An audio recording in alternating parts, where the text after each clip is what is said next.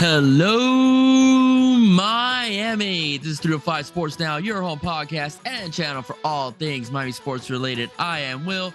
And before I begin, a special shout out to Giovanni Gonzalez and Mr. Alejandro Solana. Thank you so much once again for appearing on the show recently. And I'm very grateful to have, Giovanni, a professional basketball player from the wonderful nation of Colombia, and of course a WQAM producer and host of the Porpoise Pod alongside Brandon Tobin, Mr. Alejandro Solana. Thank you guys so much for appearing on this program. That's why I was not able to do an FSU Miami pregame show, because as you could tell, I've been pretty busy throughout the week. All right, so today's episode is basically my analysis take on the Miami FSU throbbing, and my analysis is we got our asses kicked. All right, it's pretty much how I would like to lead. This was a flat out embarrassment that happened out at Hard Rock tonight, as with recruits watching on the sidelines, Miami, and a full packed house, by the way. People complain that Miami fans don't show up. They do show up to event type games, Miami FSU being one of them, being a major rivalry. Miami just did not show up right from the very beginning. They looked unprepared. They looked erratic. They were obviously also dealing with injuries during the game, but they were just basically beaten in every facet of the game, beaten on special teams, beaten on offense, beaten on defense.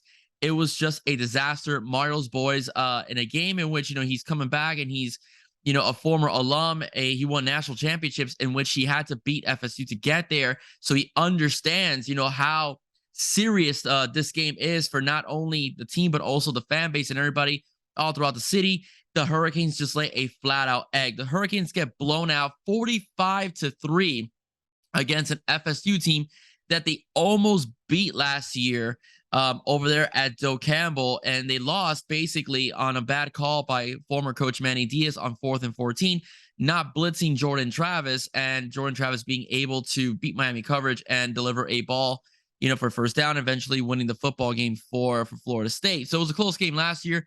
None of that this year. Miami comes in. They were a 7-point underdog against the Noles, and Noles put up 42 points. Jordan Travis, all right, was very balanced tonight, as only threw 12 passes. And why shouldn't he? Because he had three touchdowns and one interception that did not hurt them at all, as Miami had a 3-and-out in that game. Trey Benson, the former Oregon running back who tore his ACL, a former running back, comes back to haunt Mario Cristobal as he gashes the Canes for 15 carries, 128 yards, averaging almost 9 yards a carry, 8.5 to be exact, 2 touchdowns, a long of 42. Florida State throws for 225 yards and they run for 229. A very balanced team were the Noles tonight. The Miami Hurricanes were just flat out terrible as a collective, as a quarterback collective of TVD, Jake Garcia, and Ja'Cory Brown. They went 10 for 19, only 62 yards passing with 2 interceptions, no touchdowns once again. All right, a little bright spot, just one bright spot on offense was Jalen Knighton on 4 carries for 60 yards, averaging 15 yards per carry with one run of 45 yards. That's about it, as FSU's defensive line did push around the Miami Hurricane offensive line throughout the whole entire game. Miami's the only bright spot in Miami's defense was DJ Ivey. What he did receive it. He did get an interception, which made up a little bit for giving up that first touchdown in the game. The announcers blamed Al Blades for not going deep enough, but Ivey just got beat. The thing with this Canes team is that you hear a lot about how these aren't Mario's guys. This team struggles. A lot of these guys were sought after by different schools, including Florida State. Miami has 44 4-star players and a couple 5-star players. All right. And Leonard Taylor had a solid game early on, but they just got gashed in the running game. They give up. They go 3-and-out. They could have had a 3-and-out. To start the drive against Florida State. They end up, having a pass interference as Corey Flag gets there a little too early, and then that drive leads, to a touchdown, by Florida State by a wonderful, beautiful pass by Jordan Travis. This game was just never close. Never felt close. By the end of the second drive, I would say Miami's defense felt like the energy had been sucked out of the room, and a lot of these could be made. A lot of arguments could be made, because although Mario Cristobal has a better resume as a head coach than Manny Diaz, because Mario Cristobal before I get killed here for saying this, but Mario Cristobal did lead FIU to their first bowl victory.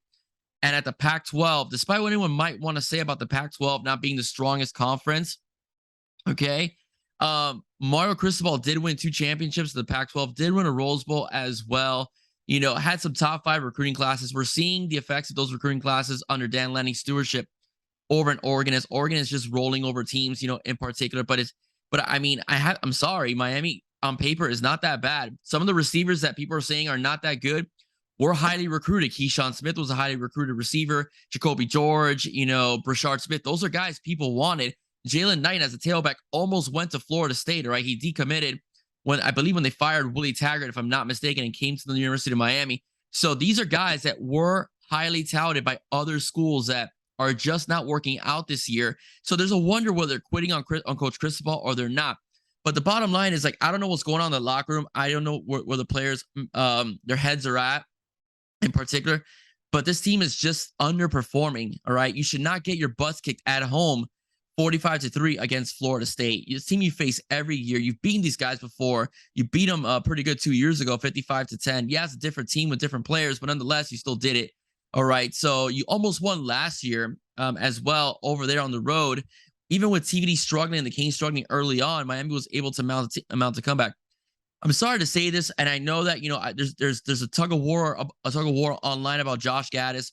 I know he won the Bros Award, but I'm really sorry. He's just not the OC for this team. All right. This team needs a guy, again, that's more of an air raid type of OC with a track record of having successful offenses. All right. And having a running game that could complement what Mario wants to do. That is what worked, you know, for the last few years. You can say, oh, well, you know, Josh Gaddis has to implement the system with his guys. Rhett Lashley came in with Dan Enos' players, and Miami averaged over 30 points with Rhett as a first-year OC, you know, with Derek King as quarterback, and a first-year quarterback for the Miami Hurricanes under a different system. All right. And last year, the Canes started off, you know, rough out the gates and so on. And people complain about Rhett Lashley's play calling. And, you know, and I said, and I even told her, but you need to calm down about Rhett. All right. Because he is a good coach. He didn't just forget how to coach, you know, in particular. And lo and behold, Derek King's out for the year. We get the emergence of Tyler Van Dyke now, you know, where he's throwing, you know, for 300 yards, like basically like, very, you know, very like it's basically like tying his shoes. All right. It was very simple the way he was doing. You know, he was diming up. You know, that's why I call him Tyler Van Dimes, the way he was orchestrating his team. Yes, Mike Harley and Charleston Rambo had a lot to do with that, you know, in particular. But nonetheless, okay, although they were very good players and very good receivers, you know, at the collegiate level, the receivers we have right now on paper were not that bad. All right, and if you get them in space, they could do damage. But there's just a lot of issues with this team. All right, they can't block. Okay, the wide receivers can't block either. So even if you want to have a wide receiver screen, it's very difficult to do. The bunch sets that Gaddis calls are ridiculous. He put tonight, Jake Garcia in a very bad position. Jake Garcia literally got benched or was picked over for Ja'Cory Brown because they felt Ja'Cory could move the offense. This team has not scored a touchdown in 9 quarters. 9 quarters, all right? They haven't scored a touchdown since the third quarter against Duke, which I believe was the 71-yard pass from Jake Garcia over to Kobe Young. So, I mean, what's going on right now at Hard Rock is atrocious. It's terrible. It's not what we signed up. It's not what Canes fans thought we were going to see this year. We thought this team was going to win the Coastal, all right? And we would chalk up only losses to A&M and Clemson, maybe, but now we're just hoping to make a bowl game, all right? This team is atrociously bad right now, all right? It's not a good football team. The defense got gashed as well, although I don't think Kevin Steele is as much an issue as Gaddis is, because we have seen Kevin Steele's players perform.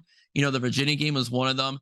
They picked off Drake May twice, you know, when they played North Carolina. It was a very high-powered offense, only allowing them 27 points. Kevin Steele's defense in the North Carolina game gave up, you know, points at the wrong time. And then, of course, you had the fumble by Rooster that could have led to a go-ahead touchdown, you know, towards the end of the game. So those are all things that, you know, I think Kevin Steele is, although they struggled tonight and he's struggled in other games, the defense there has been some promise especially with his front seven. All right. But what concerns me, and I'm going to go into the recruiting phase about this. Okay. I'm not sure, but I heard that Brandon Inniss was at the game. Brandon Inniss is the Ohio State commit, but he may be wavering a bit tonight. If he was I think he's going to stay at Ohio State. All right. This team has way too many issues for him to come into basically a rebuilding a rebuilding type of roster. Damari Brown recently picked his top 4 teams. All right. He put Miami, FSU, Clemson, and Alabama as his top 4. All right. I really do believe it's more of a top 2. I think it's more of a Miami versus FSU battle. Okay. I don't think he's going to go to Clemson, and I don't think he's going to Alabama. Why? Alabama's roster is incredibly stacked, and they just picked up a 5-star corner. Okay. So he would literally have to wait to play. Clemson, maybe a little less, but still, Clemson is another team that has a very stacked roster, especially in the defensive side of the ball. So literally, it's down to 2 teams, Miami or Florida State.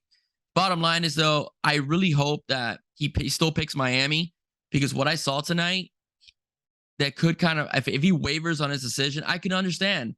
All right. Florida State at the moment is an upward trajectory and is ready to challenge Clemson for the ACC Atlantic real soon, much sooner than Miami is probably able to challenge North Carolina at the Coastal. That's just the way it looks.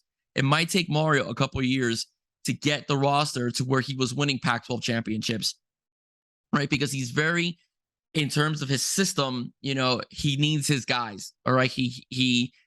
That's just the way it looks. He needs his guys. That's all I can see right now. He needs the type of players he wants, the type of format, the type of offense he wants to run, the type of defense he wants to run.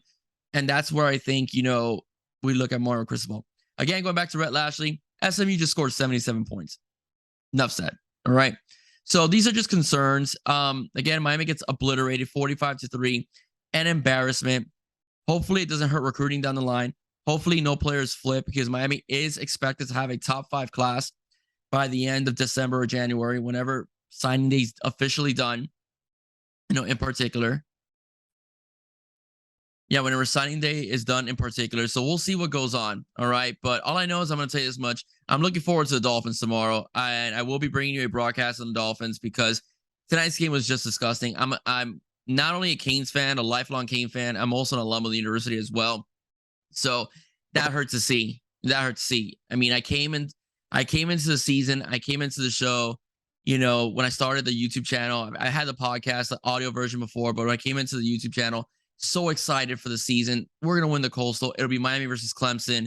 And I'm just hoping we make a bowl game. All right. Whatever bowl game we make. Because at the moment right now, I don't know if Miami's going to end up bowl eligible by the end of the year. But you know what? Florida State, I think on the Mike Norwell's first year, didn't make a bowl game. So, and look at them now.